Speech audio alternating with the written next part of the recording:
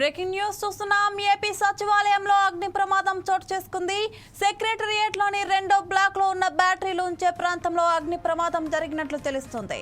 విషయం తెలుసుకున్న సచివాలయ సిబ్బంది వెంటనే ఫైర్ సేఫ్టీ ఎస్పీఎఫ్ అధికారులకు సమాచారం ఇచ్చారు. హుటాహుటిన చేరుకున్న ఫైర్ సేఫ్టీ సిబ్బంది మంటలను అదుపులోకి తెచ్చారు.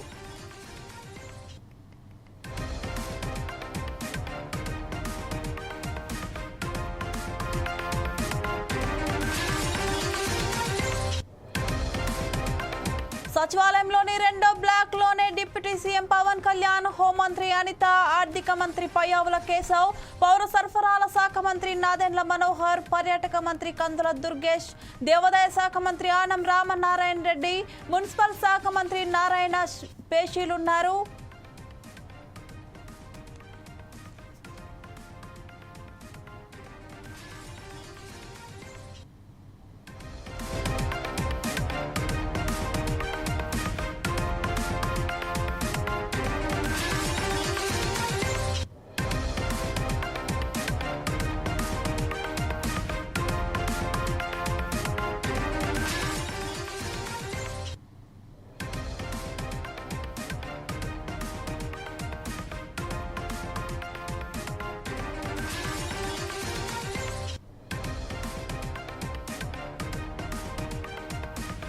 సచివాలయంలో ప్రమాదాన్ని ప్రభుత్వం సీరియస్ గా తీసుకుంది. సీఎం చంద్రబాబు, హోంమంత్రి అనిత పరిశీలిస్తున్నారు. ఘటనకు సంబంధించిన వివరాలను తెలుసుకున్నారు. ఘటనపై హోంమంత్రి అనిత విచారణకు ఆదేశించారు.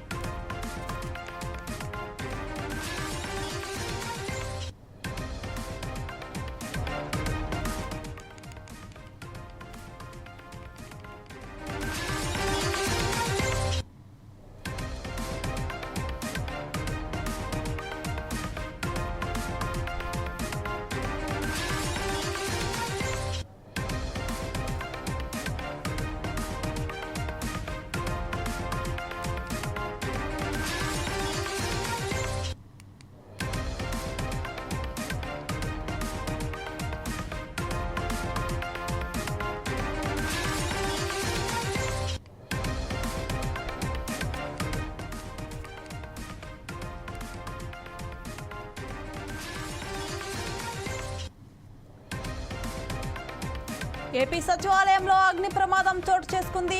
సెక్రటేరియట్ లోని రెండో బ్లాక్ లో ఉన్న బ్యాటరీలు ఉంచే ప్రాంతంలో అగ్ని ప్రమాదం జరిగినట్లు తెలుస్తుంది.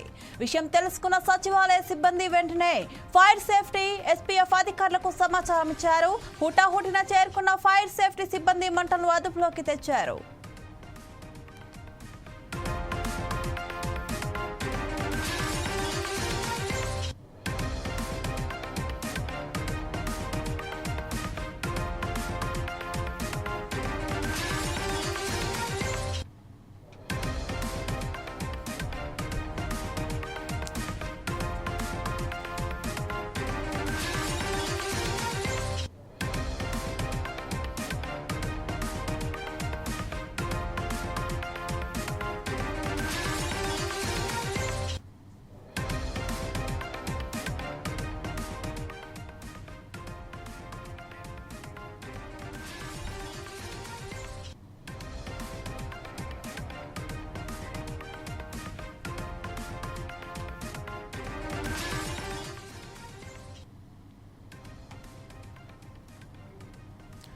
సచివాలయంలోని రెండో బ్లాక్ లోనే డిప్యూటీ సీఎం పవన్ కళ్యాణ్, హోంమంత్రి అనిత, ఆర్థిక మంత్రి పయ్యావుల కేశవ్, పౌర సరఫరాల శాఖ మంత్రి నాదెండ్ల మనోహర్, పర్యాటక మంత్రి కందుల దుర్గేష్, దేవాదాయ శాఖ మంత్రి ఆనం రామనారాయణ రెడ్డి, మున్సిపల్ శాఖ మంత్రి నారాయణ పేషీలున్నాయి. దీనిపై మరింత సమాచారం మా ప్రతినిధి రాఘవ అందిస్తారు. రాఘవ, చెప్పండి. Thank you Srilatha. ఆంధ్రప్రదేశ్ అమరావతి సచివాలయంలోనే రెండో బ్లాక్ లో అగ్ని ప్రమాదం చోటు చేసుకుందని చెప్పొచ్చు. అయితే రెండో బ్లాక్ లోనే బ్యాటరీలు ఉన్న ప్రదేశంలో అగ్ని ప్రమాదం జరిగినట్టుగా అధికారులు కూడా ప్రాథమిక అంచనా వేశారు. విషయం తెలిసిన వెంటనే ఫైర్ సేఫ్టీ సిబ్బంది అండ్ మరియు ఎస్టీ సిబ్బంది మరియు సమాచారం అందిన వెంటనే సచివాలయానికి చేరుకుని మంటలను కూడా అదుపులో చేసినట్టు కూడా ఫైర్ సిబ్బంది తెలిపారు. అయితే సచివాలయంలో రెండో బ్లాక్ లోనే బ్యాటరీలు ఉండే ప్రదేశంలో అగ్ని ప్రమాదం చోటు చేసుకుంది. వెంటనే అగ్నిమాపక సిబ్బంది ప్రాంతాన్ని కూడా గుర్తించుకొని ఫోము మరియు వాటర్ తో మంటలు అదుపు చేశారు. అంటే ఈ ఎండాకాలంలో హీట్ వలన గానీ జరగొచ్చు అని కూడా అధికారులు అంచనా వేస్తున్నారు. అయితే ఈ అగ్ని ప్రమాదం అధిక ఉష్ణోగ్రత వల్ల గానీ బ్యాటరీ ఉన్న ప్రదేశంలో జరిగిందే లేకపోతే ఏ విధంగా జరిగిందని ఆ దర్యాప్తులో కూడా తేడాలు తెస్తుంది. అంటే ఈ ఘటనపై కూడా ఏదో కుట్ర కోణాలు ఏమన్నా జరిగినాయి ఉన్నాయని కూడా అధికారులు వేస్తున్నారు. అంటే ఇంత రాష్ట్రానికి పెద్ద సచివాలయం నుండి కూడా ఇటువంటి ప్రమాదాలు జరగడం కూడా అధికారులు కూడా నిర్లక్ష్యం కూడా ఒక క్లియర్ కట్టుగా అవపడుతుందని చెప్పుకోవచ్చు. ఎందుకంటే రాష్ట్రం మొత్తం కూడా సచివాలయ వ్యవస్థ అక్కడే జరుగుతుంది. ఏ పని జరగాలన్నా సరే మంత్రులు కానీ సీఎం కానీ స్వయాన సీఎం కానీ డిప్యూటీ సీఎం కానీ అన్ని మంత్రి శాఖలు కూడా అక్కడే పనిచేస్తే వర్క్ చేస్తారు. కానీ ఈ విధంగా ప్రమాదం చేసుకోవడం వల్ల ఆందోళన విషయాన్ని నేను చెప్పుకోవచ్చు.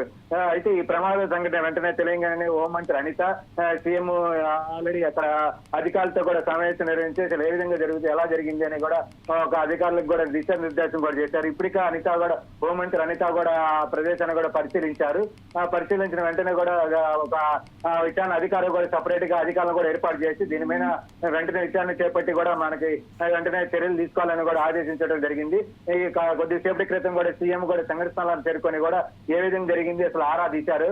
అయితే అసలు ఈ విధంగా సచివాలయాలు కూడా ఇటువంటి సంఘటనలు కూడా జరగడం అనేది పెద్ద ఎత్తున కూడా ఆందోళన చెందాలనే విషయం కూడా. ఎందుకంటే రాష్ట్రంలో కల్లా సచివాలయం కూడా ప్రత్యేక సచివాలయం అన్ని విభాగాలు కూడా అక్కడే జరుగుతుంది. అది కాక రెండో బ్లాక్ లో కూడా డిప్యూటీ సీఎం పవన్ కళ్యాణ్, ఆర్థిక శాఖ మంత్రి వయ్యాల కేసులు, నాదెండ్ల మనోహర్, పందుల దుర్గేష్, ఆనవ నారాయణ అన్ని అందరూ మంత్రుల యొక్క శశిలో గానీ అన్ని ఆఫీసులు కూడా అక్కడే ఉండటం వల్ల కూడా పెద్ద ఎత్తున కూడా ఈ సంఘటన జరగడం కూడా చోటు చేసుకుందని చెప్పుకోవచ్చు.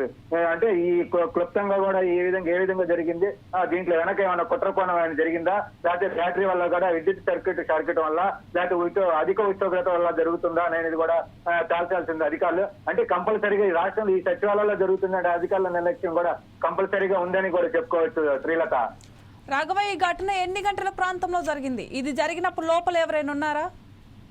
అయితే ఈ ఘటన సచివాలయం ఘటన తెల్లవారుజామున జరిగింది.